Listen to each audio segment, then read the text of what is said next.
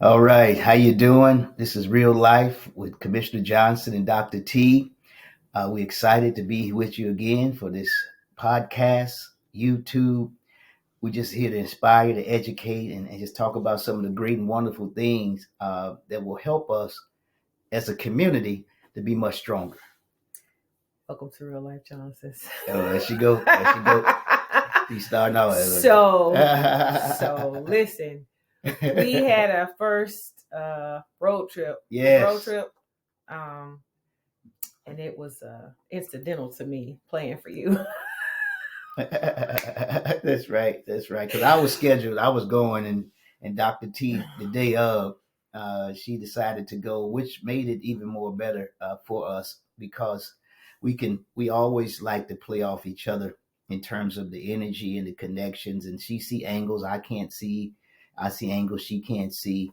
But what we experienced was the reenactment of the Bloody Sunday march that happened in Selma, Alabama.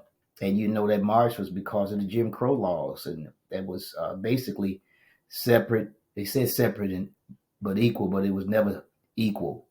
And so we had a chance to go for the 60th anniversary, and the gravity of the situation was amazing. We saw all generations, different races, religions were all part of it.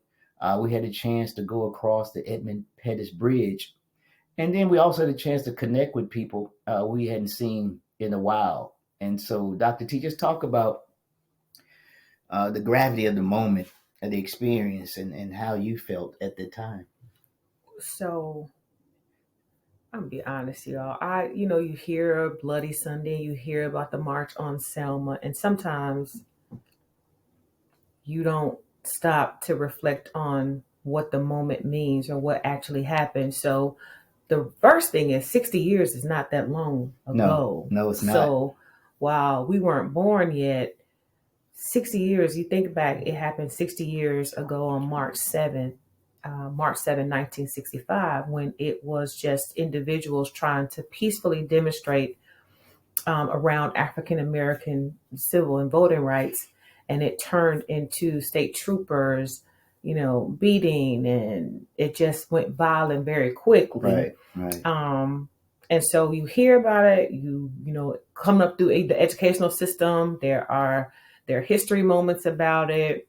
And then there was reenactment and some news, but to stand in that space, Yes. right, with thousands of people. Yeah, that's right. All, right. like you mentioned, all different races, ages, religions, organizations, backgrounds. It was peaceful, right? Yes. It was very organized. And so I think in the moment of it, it was just remarkable to just recognize a little bit of the price that people pay for our freedom, right? You said it yesterday, that freedom is free. Freedom is not free. Right?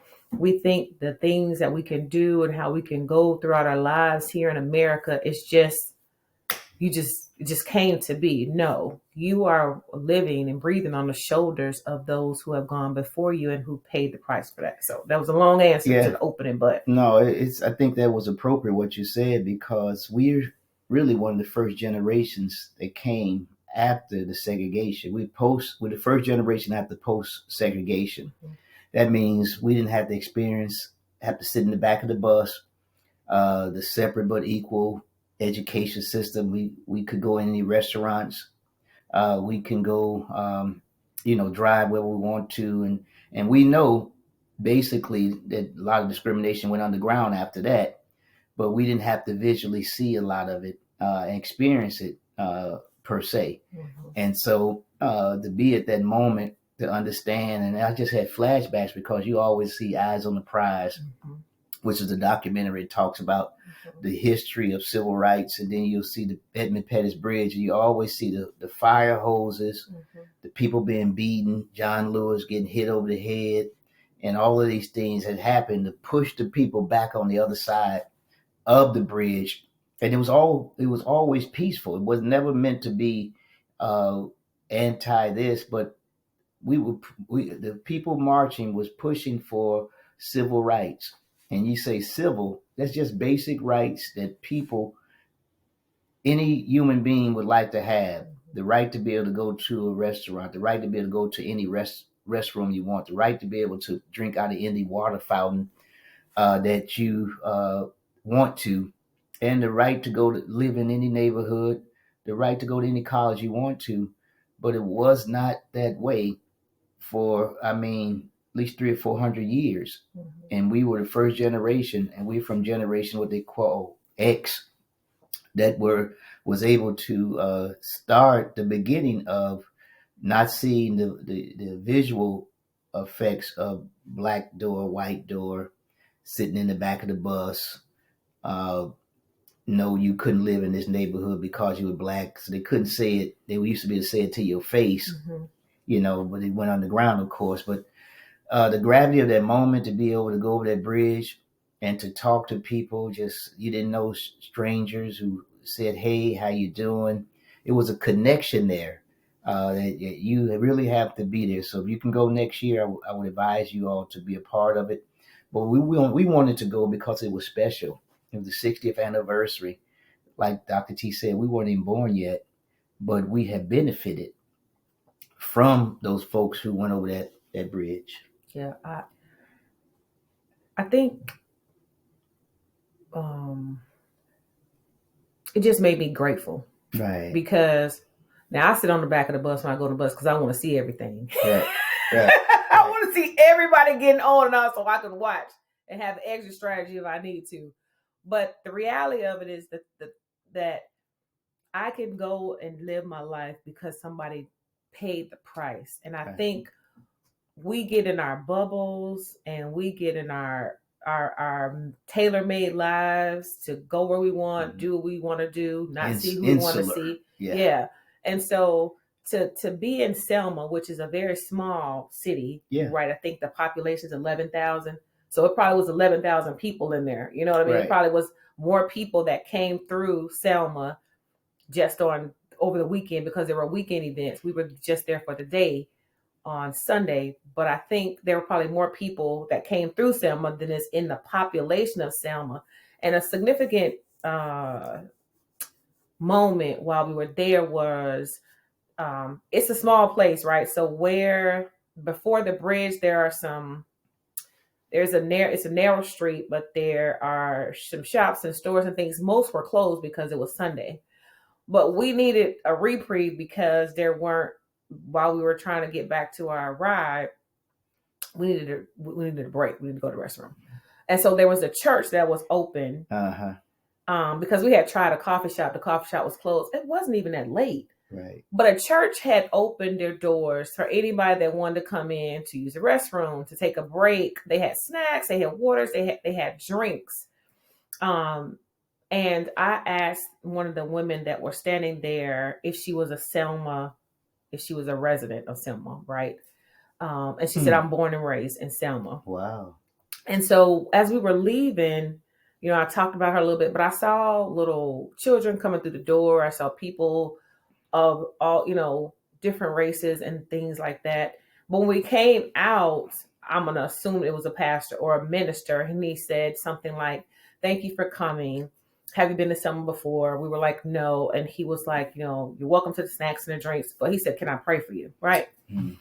And so in times past, you know what I'm saying, who opened their church on a Sunday? That church was very segregated.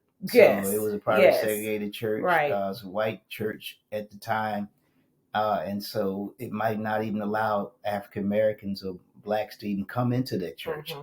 So to see the 180 was amazing to us. And it was genuine. Sometimes people do things out of, they feel, social responsibility or duty. Right. But there was nothing that other than, I feel like, love compelled, or a desire to serve, that compelled that church to be open, past their worship service times, to not only allow you to come and rest, have a rest break, but they had snacks, drinks, and they were hospitable. Like, they were interested in, your story, where you from, what you doing, that type of thing. And that just said something to me about intentionality around just being kind, right? Kind, right. At the same time, it made me very aware of the color of my skin, right?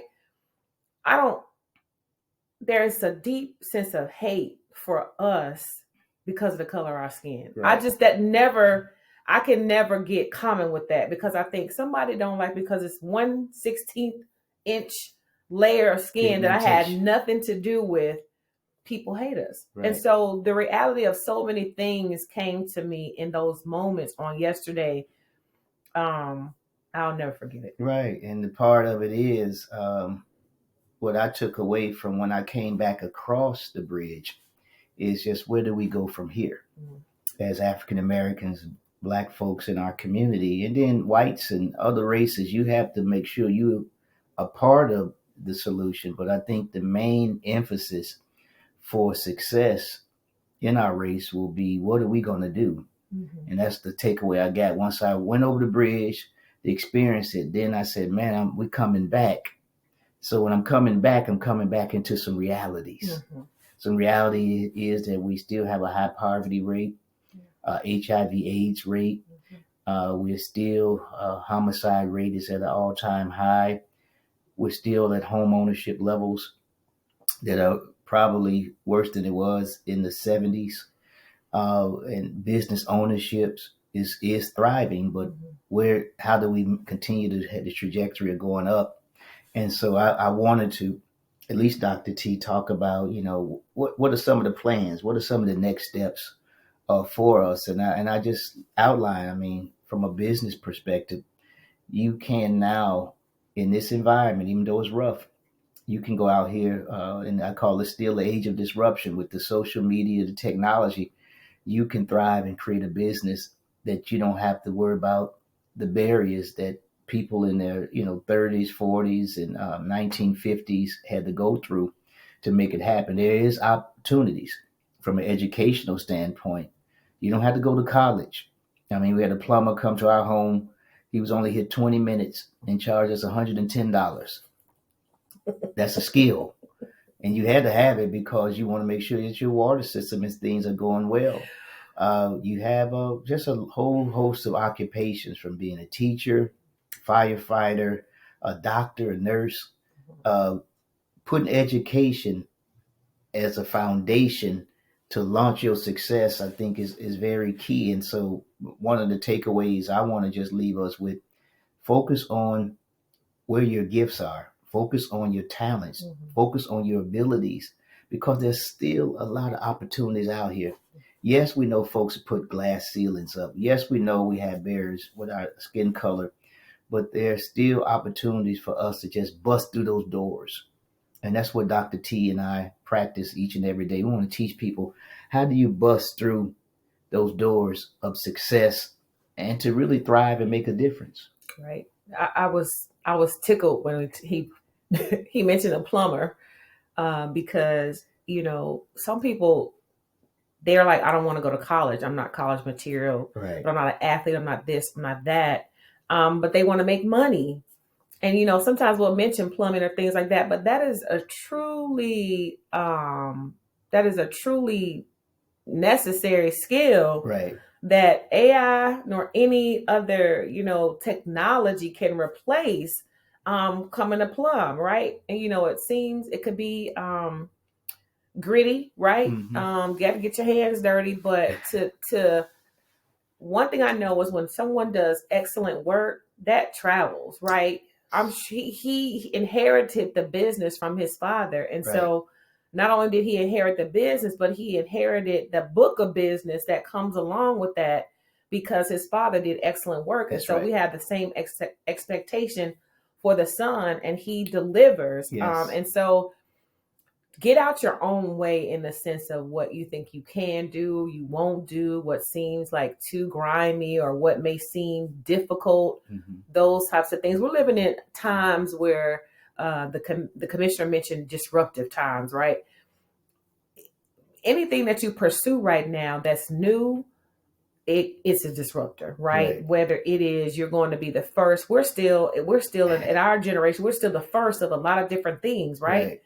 And you would think in 2025, there's not first of things, but there's still first. Yeah. And so the world is open to you if you're willing to put the time in, put the work in, and not be moved by what appear to be contrary circumstances. Because one of the commissioners says we have broken through barriers. And one thing I won't let is somebody tell me what I can't do. Like, That's you right. can't do this or you can't do that. No, Anytime someone tells me I can't do you something, always break it through. I'm going to figure out a way to That's get right. it done. Because you said I can't, I'm going to find a way to make sure that I can. And so one of the things about the podcast, as we're building, we're trying to get our footing on, entertainment and inspiration and education, find that footing, but we trial and error, right? We That's right. What you see is what you get. And so it's going to get better and better, but we're willing to take risk. We're willing to do different things. And so we encourage you to do the same thing, do something different, find out something different about yourself. Because in my mind, it was like, I don't want to go sit 3 hours in no car to go and come right back. So it's 6 hours in the car, right? So you think you got 24 hours in a day, 6 of those hours on the road. But family, I have to tell y'all, we passed Buc-ee's. I don't know anybody. Speaking of disruptor, Buc-ee's is a disruptor. Yeah. I heard about Buc-ee's, but ladies and gentlemen, when we went to Buc-ee's, it was like Disney World of gas stations. Yeah, every type of thing that was. You had T-shirts. You had, and listen, furniture. It's a brilliant model. Think about it. It's not a person. It's a beaver. What is Buc-ee? A beaver? Mm-hmm. Buc-ee, you know what I'm saying? Buc-ee the beaver over the gas station, right? You come in, it's probably over 100 gas pumps. Right. It is clean. You can get chicken, chicken, like beef jerky, the best brisket ever. Cheese, fruit, it's amazing. Whatever you need. I mean, they have baby clothes. Gas stations around for years, all gas stations around, but this one has just come up. Yes. But that's just an example of how it may look like something exists, but you have the power to come on and make it better. Yes. I mean, they had managers at the door, like, so when we were coming, and I'm assuming they were coming from different places, there was like 8 buses, but as I was walking in, I heard the manager say 2 more buses coming in. So they were prepared, like somebody was cleaning, somebody's cleaning restrooms. They had restroom attendants, they had people cleaning outside, they had restocked the food, restocked this fresh bakery. I was like, I'm gonna get some brisket to take it home. They were like, you can't buy any brisket by the pound because the volume is too high for us to.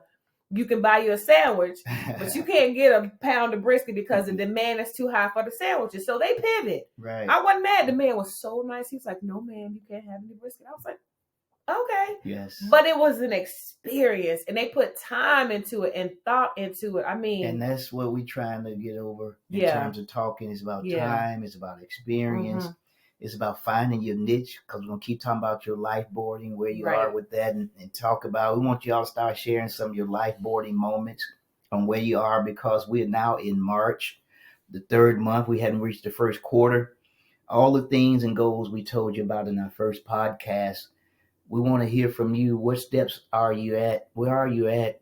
Where are you going? How you doing?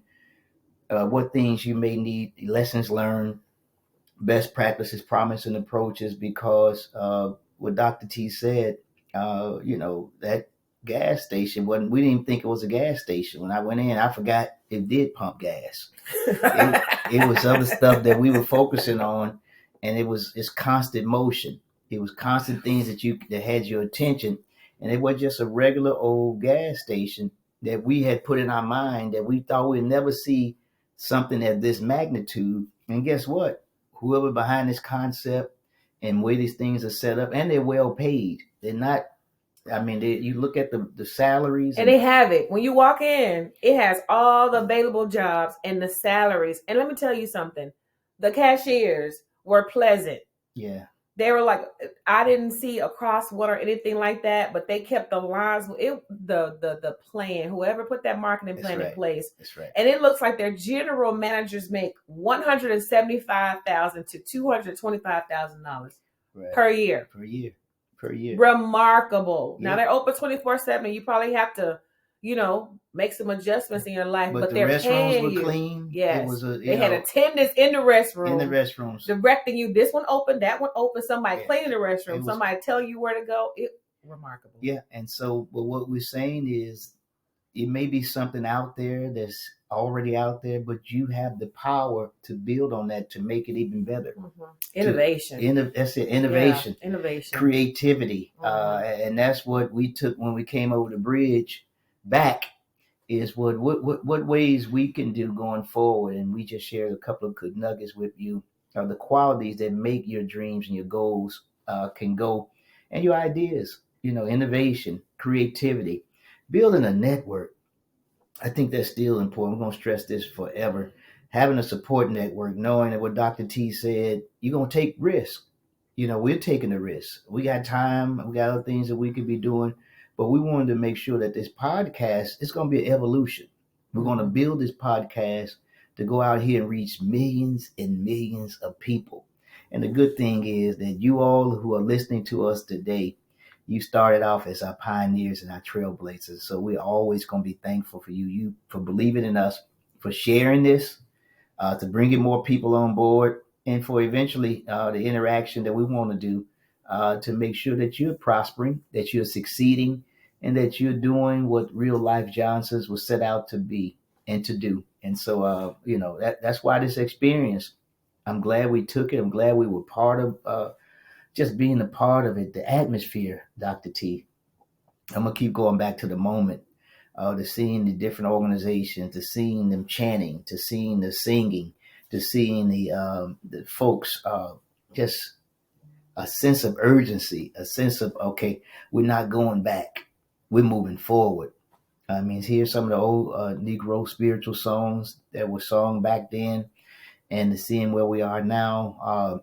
Yes, we made great progress, but we still have a long way to go. But the good thing about having a long way to go, we have people like you all, people like Dr. T, blazing trails in her field and her line of work. That's, that's doing stuff that's never been done or created, because we don't see failure. We see this opportunity to succeed, and we see a risk as an opportunity. We don't look at risk as a barrier that we can't break down. And that's the amazement about our partnership and what we're doing. We're always here to push us in the positive fashion. And that's what we tell you all. Keep pushing, keep thriving. Do it now. Do it now. Do it now. Do it now. So the topic is after Selma, right? And so do a little research, right? If you're not as familiar like I was, as familiar with the March on Selma back in 1965, just do a little research on it and let it speak to you, and see what you take away from it personally, and then make some changes and adjustments in your life, because sometimes you just need a reality check or a push or or a prompting to remind you of the price that those that came before you paid for us. And I think we get comfortable with our creature comforts or things that are going on right now, and we're not attentive and in tune to the price that was paid for us to be, who we are and where we are right now in this moment, because of the price that people paid before us. And so that experience really made me mindful and grateful and thankful of those that went before me and my family, to allow me to sit in the seat of privilege, right? Yes. That I have right now. And so I'm grateful and appreciative of this platform, right? You're building it, right? You don't know, some of you out there just want to do something different, and you've been sitting on an idea, you've been sitting on a concept, and Commissioner mentioned, do it now. Go ahead and just start, launch. There will never be ideal conditions to getting anything done. So this is your time. This is your moment to do it now. Don't wait for ideal conditions. They'll never come. Just like the podcast we just launched. It's like, let's go for it. He says, go for it. Time to do it. Got the equipment, the things. I see Dr. T doing that research and understanding what we need to be doing. And I just see us doing more of those remotes, going out to the community, connecting with them. I mean, this is a amazing experience. And I'm just glad, like I said, for you all, and grateful, because you could be doing anything with your time, but you get a chance to listen. Some of you all washing dishes and looking at other things and walking. But just the opportunity to impart, to inspire, to educate, to just empower people with this real life podcast. It's an amazing experience. And the journey that we took for Bloody Sunday, the 60th anniversary, it just renewed in us the hope, the aspirations that we can do it. We can make things happen in our community. It just take you with an idea. You get out here and just push it. Just push it. Do it now. Don't wait. The circumstances are never going to be ideal to how you want it. Yes, it's stress, but you have a support. You have a network. You can email us and tag us on things that you're trying to do, and we'll respond and try to help you and find other resources and access to points. But you have to start. You can't wait on other people because your dream is your dream. Your idea is your idea. And it's going to take you to persevere, to build that resilience and make it happen. And so we're just happy to be able to share with you at the Selma, the real life Johnson experience that we went through, and just keep up the good work. Awesome. Until next time, don't forget to like, share, and subscribe, and leave your comments and questions below. That's right. Until next time, we'll see you again. Bye-bye.